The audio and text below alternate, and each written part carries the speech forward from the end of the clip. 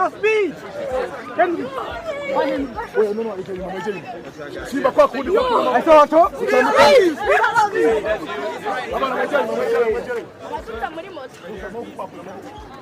I don't care. Bro, yo, you gotta. Umusore ukiri muto wiswe Aisha Speed ngo yageze mu Rwanda mu ibanga rikomeye cyane. Uyu ni umusore ukiri mutoya hagati y'imyaka 20 na 25 umwirabura ariko ukunze kwibera muri Amerika dore ko binavuga yuko ngo ariho yavukiye. Uyu musore yaciye agahigo ko kugera ku mafaranga menshi cyane aho afite ngo miliyari 48 zirenga azikuye ahantu hadakekwa ko hava amafaranga angana atyo. Reka turebere hamwe igihe yagereye mu Rwanda, isaha n'uburyo yahageze, ubundi ibyo byo kubagezaho ngo aho yakuye ayo mafaranga ndetse n'uburyo nyine n'undi muntu wese yamwigana akaba yabishobora. Ibyo nabyo ndaza kubibagezaho muri make. Aisha Speed yageze i Kigali mu ijoro ryo kuwa 9 Mutarama 2026 avuye muri Zambia asohoka ku kibuga cy'indege anyujijwe ahasanzwe haca abanyacyubahiro ahita akomereza mu karere ka Musanze. Uyu Aisha Speed ngo ubundi ari kugenda azenguruka ibihugu bitandukanye byo ku uyu mugabane wa Afurika kuko n'ubundi ngo niho ababyeyi be bakomoka.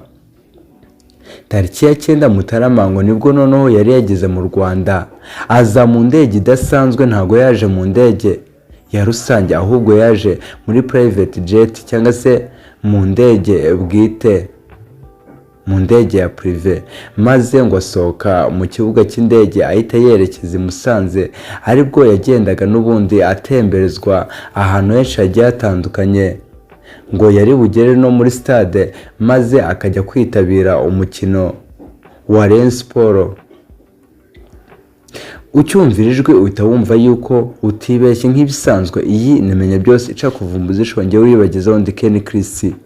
Nakwibutsa wowe utarakora subscribe kuba wayikora maze like na share kugira ngo ibiganiro byiza nk'ibi bijye bibasha kugera kure kandi kure hashoboka.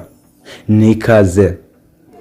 Reka nkomeze mbagezeho amakuru y'uyu mugabo ukiri muto cyane ngo hagati y'imyaka 20 na 25 waciye agahigo ko kuba mu bakire bazwi nyine ku isi yose.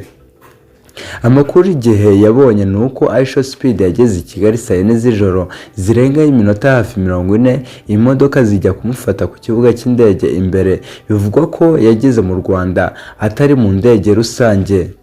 Ibi nibyo nababwiye ruguru.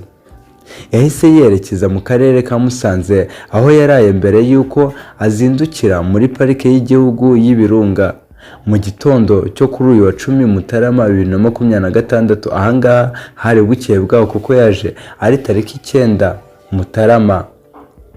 Byitezwe ko kuri gahunda ze agomba kuva i Musanze yerekeza i Kigali aho agomba kubanza gutembera mu mujyi ho gato, harimo n'urugendo agomba gukora kuri moto, hanyuma akabona kwinjira muri Stade Amahoro aho yari burebere umukino wa Rayon Sport FC ndetse n'indahangarwa WAFC.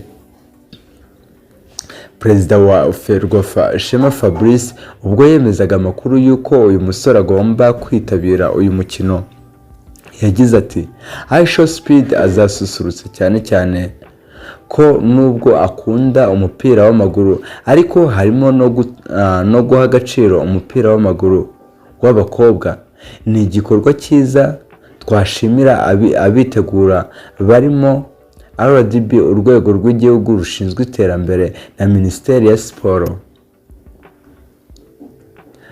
Mu karuhuko k'igice cya mbere afite ibyo azakora abazaza kuri Stade Amahoro ejo bazabibona.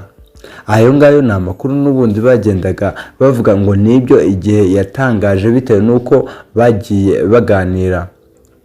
Kwa 21 Ukuboza 2025 uyu musore w'imyaka 20 wamamaye cyane kuri YouTube na Switch nibwo yatangije gahunda yise Speed Does Africa Tour, aho atambuka atambutse amashusho imbonankubone ari mu bihugu bitandukanye byo kuri uyu mugabane.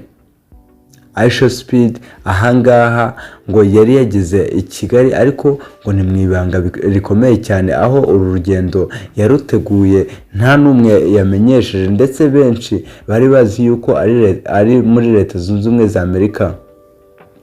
Nababwiye yuko uyu musore ngo yaciye agahigo ko kuba ari umusore ufite amafaranga menshi cyane, ndetse akaba azwi mu bakire bakeya ku isi yose, atari muri Afurika gusa. Nk'uko nyine akomoka muri Afurika, hari abantu benshi bari kwibaza bati se uyu mugabo ukiri muto cyangwa se uyu musore wo hagati y'imyaka 20 na 25, aya mafaranga angana gutya miliyari 48 zirenga yaba yarayakuye he?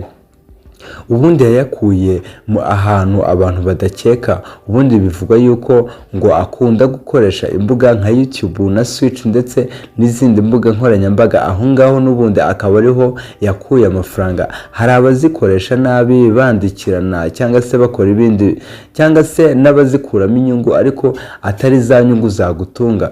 Noneho uyu nguyu Aisha Speed si ukuba havamo inyungu zamutunga gusa, ahubwo havamo n'inyungu zahesha n'abandi akazi, kuko amafaranga miliyari 48 ni amafaranga menshi cyane yakubakamo inganda n'inganda, ndetse n'ubukire afite ngo buramuhagije ku myaka yiwe. Ubundi uyu musore ni igitangaza, ndetse n'impamvu ngo ibi bintu byamuhesheje amafaranga menshi ni ubwenge bwinshi abikorana, ndetse akaba ngo yarabanje kujya kwifatira amahugurwa. Ikindi kandi nta gafata igihe ngo aravuga bati ngo iki nicyo gihe cyo gukora akazi. Ahari hose ngo ahakorera akazi, kuko akenshi ngo afite telefone ye ku kuboko iri tayari igenda ifata amashusho ahari hose, maze nyuma akaba aribwo agenda agasesengura ayo mashusho. Akenshi dore yuko ngo akunda no gukora amashusho y'ako kanya ariyo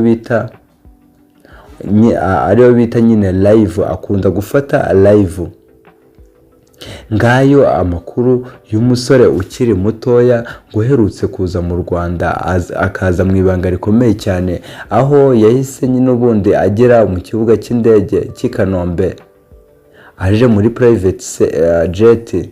Bukeye bwaho ngo akagenda atemberezwa mu bice bigiye bitandukanye, yaba mu byanya byahariwe nyine gusura ingagi muri Stade Amahoro ndetse n'ahandi hagiye hatandukanye, ndetse yanabonanye n'abayobozi benshi bagiye batandukanye. Ahangaha ngo yageze mu Rwanda hashize igihe gitoya avuye muri Zambia.